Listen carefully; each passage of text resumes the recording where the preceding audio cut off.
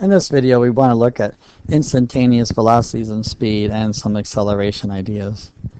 And of course, in lab, we were investigating instantaneous velocity.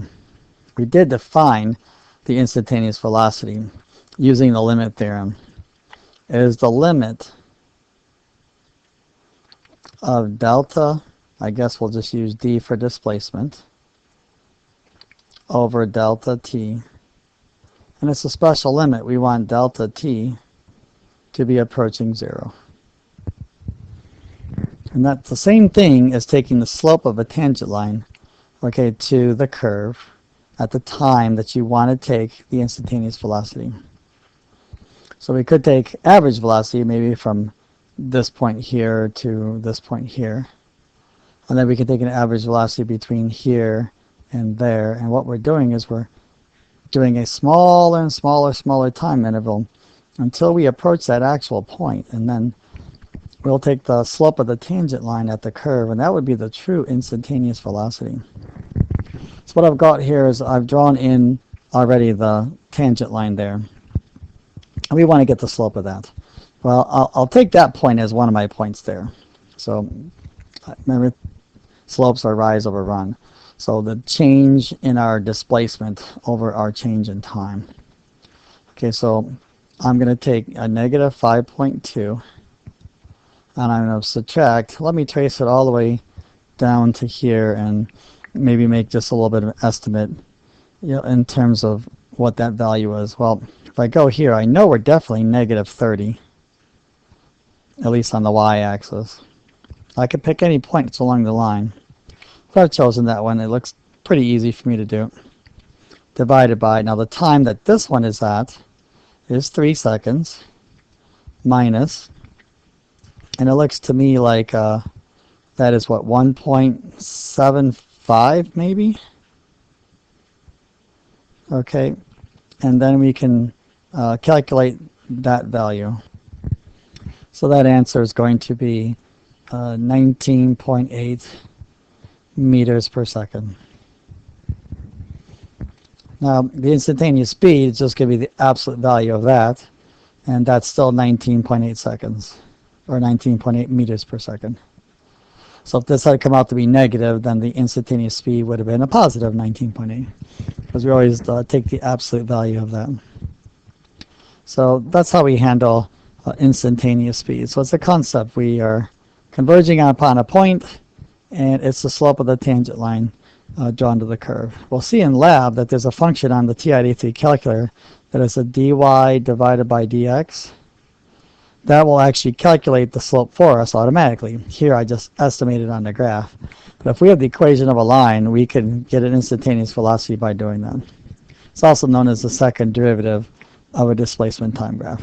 Okay, well, or the first derivative rather. We'll talk about that, in class as time goes on. Okay, well now we can move on to acceleration, and we want to find the average acceleration from 0.5 seconds to 3 seconds, and then again an instantaneous acceleration at 3 seconds. So let's go ahead and do that. Well, 3 seconds, I go over here, it looks like I have negative 62, okay, 0.2, so negative 62.2.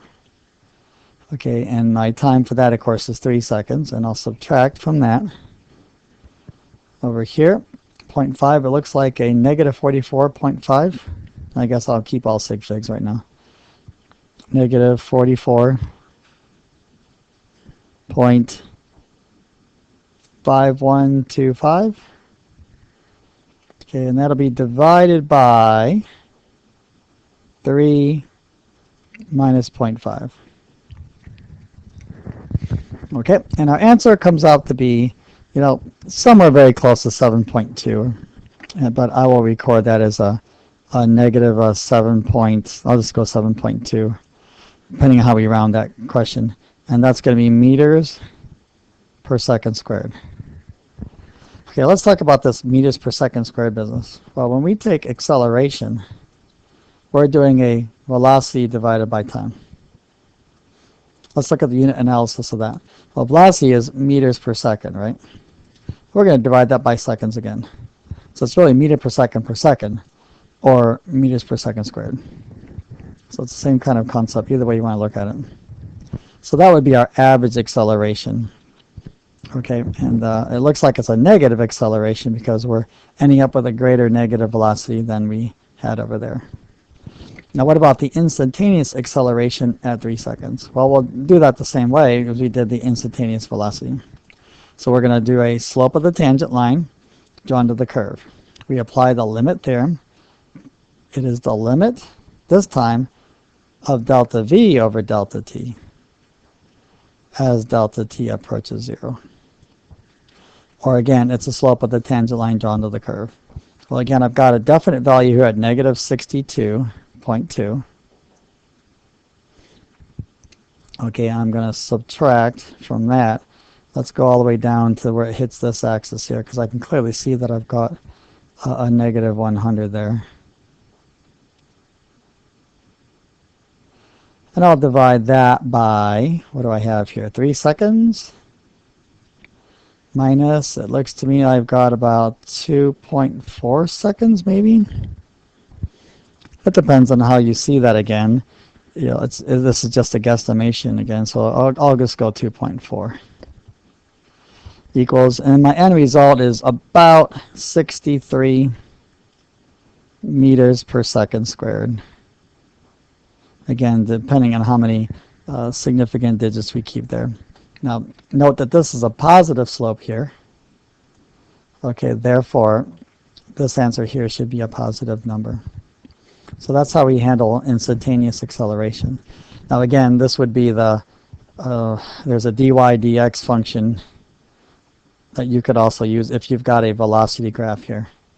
You can take the first derivative of the velocity graph in order to get this, but the dy dx function will work if it's graphed in your TI-83 series calculator. It's also known as the second derivative of your displacement time graph. But again, we'll talk about that in class.